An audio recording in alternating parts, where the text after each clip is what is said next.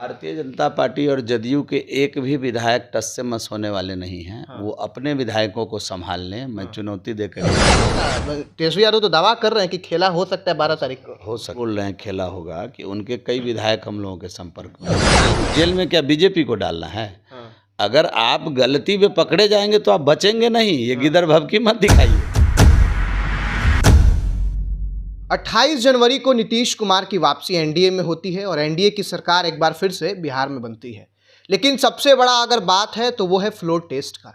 शुरू में बजट 4 फरवरी को होने वाला था, लेकिन उसके बाद 10 हुआ और 10 से फिर 12।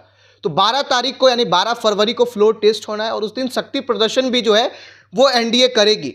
लेकिन एक तरफ तेजस्वी यादव कह रहे हैं कि खेला होना अभी बाकी है, उस दिन भी खेला हो सकता है। क्या सही में फिर से उस दिन कुछ खेला होगा? इस पर बातचीत करने के लिए हमारे साथ भाजपा से विधायक जीवेश जी हैं। क्या कहिएगा? तेजस्वी यादव तो दावा कर रहे हैं कि खेला हो सकता है 12 तारीख को। हो सकता है, वो ठीक बोल रहे हैं। इसलिए वो सही बोल रहे हैं खेला होगा कि उनके कई विधायक हम लोगों के संपर्क में हैं। आपके संपर्क में है? हाँ, तो खेला हो सकता है। और कांग्रेस तो चाहे जहाँ चली जाए उसको टूटना ही है। वो हैदराबाद चले जाए या हैदराबाद भेजा जा रहा है, चाहे लंदन चले जाएं, वो जहाँ भी जाएंगे उनका टूटना तय है। और राजद के तेजस्वी यादव अब तो थोड़ा अनुभव उनको हो ही गया है। वो जान रहे हैं उनके विधायक इस समय जदयू और बीजेपी के संपर्क में हैं, तो इसीलिए वो बोल रहे हैं कि खेला होगा। सही बोल रहे हैं। कल रिजॉर्ट में उन लोगों को हैदराबाद भेजा गया, अफरा तफरी में वहाँ पे रखा गया है। क्या डर है भाजपा से? अब मालूम नहीं क्या डर है। इतना तो तय है कि कांग्रेस की टूट होगी। अब उनको क्यों डर है, कहाँ डर है, वो अपने लोगों को संभाले। कांग्रेस का टूट होना तय है। वो कह रहे हैं कि जदयू से भी कुछ विधायक हैं वो संपर्क में हैं और भाजपा के भी कुछ जो विधायक हैं वो संपर्क में हैं। भारतीय जनता पार्टी और जदयू के एक भी विधायक टस से मस होने वाले नहीं हैं। वो अपने विधायकों को संभाल लें। मैं चुनौती देकर ये बात कह रहा हूँ। गोपाल मंडल एक विधायक हैं जदयू से, वो बार बार एक जो बगावती सुर है वो अपनाए हुए हैं। तेजस्वी यादव का पक्ष ले रहे हैं। ईडी उन पे भी समन भेजा, तो उसको भी लेकर गोपाल मंडल ने उनका पक्ष लिया है। ईडी आपको समन भेजा है क्या? क्या आपको समन भेजेगा? तो फिर जिसको भेजा कुछ गड़बड़ किया होगा तभी भेजा। जदयू के विधायक ही तो पक्ष ले रहे हैं। मेरी बात तो सुनिए ना पहले। ईडी सम्मन उसी को भेजती है जिसने कुछ हेरा फेरी किया है।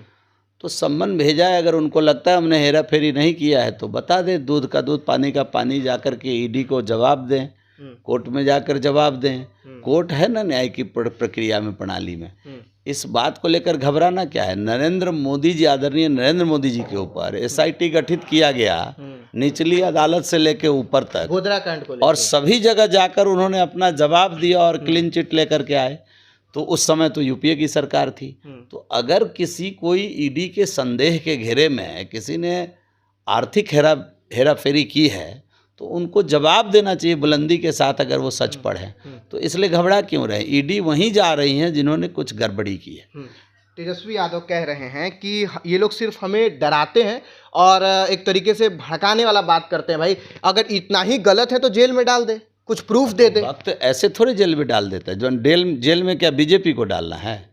अगर आप गलती में पकड़े जाएंगे तो आप बचेंगे नहीं। ये गिदर भभकी मत दिखाइए।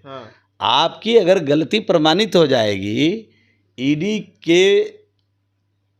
के जांच में अगर वित्तीय हेरा फेरी, वित्तीय लेन देन, अवैध तरीके से ये सारी बातें, नौकरी के बदले जमीन लेना, ये सब कुछ प्रमाणित जब हो जाएगा तो आप बचेंगे थोड़े। ये देश का, हिंदुस्तान का कानून है। ये किसी को न फंसाती है न किसी को बचाती है।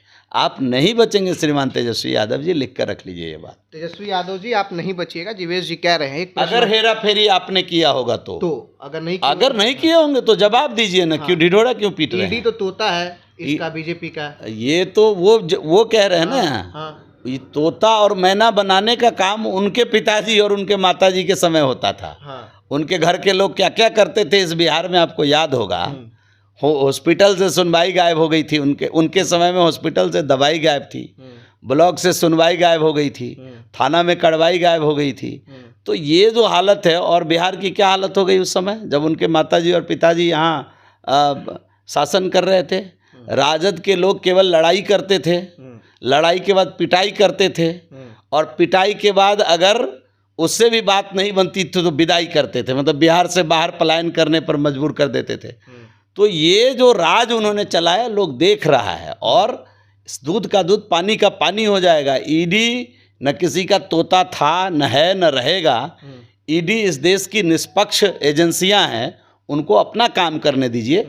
देश की न्यायिक प्रक्रिया पर भरोसा रखिए और थोड़ा इंतजार कर लीजिए। एक अंतिम सवाल, मांझी जी कह रहे हैं कि हमको वही मंत्रालय दिया गया है, वो शुरू से संभालते हुए आए हैं, हमको वो मंत्रालय क्यों नहीं दिया जाता है जो बड़ा मंत्रालय है? उनको कैसे संभालेगा मांझी जी को आप लोग? उनके तो बगावत के सुर कहीं ना कहीं दिख रहे हैं। वो कह रहे हैं कि मुख्यमंत्री का आया था ऑफर महागठबंधन से। कोई बगावत में वो नहीं है। लोकतंत्र में अपनी बात रखने का सबको अधिकार है। मांझी जी एनडीए गठबंधन के अभिभावक के तौर पर है, उनको किसी बात की कोई बात लगी तो उन्होंने रखा, लेकिन किसी प्रकार का कोई बगावत का सुर नहीं है, किसी प्रकार का कोई उल्टी बात नहीं है। संतोष सुमन जी ने, माननीय मंत्री जी ने इसको स्पष्ट कर दिया है, इसलिए इसकी चर्चा उचित नहीं। तो एनडीए में ऑल इज वेल है। All is well. तो चलिए, एनडीए में ऑल इज वेल है और मांझी जो कि अभिभावक के तौर पर एनडीए का हिस्सा है, आपका क्या कुछ कहना कमेंट बॉक्स में लिख के जरूर बताइएगा। आप देखते हैं सच टॉक, मैं आपके साथ आशुतोष। धन्यवाद।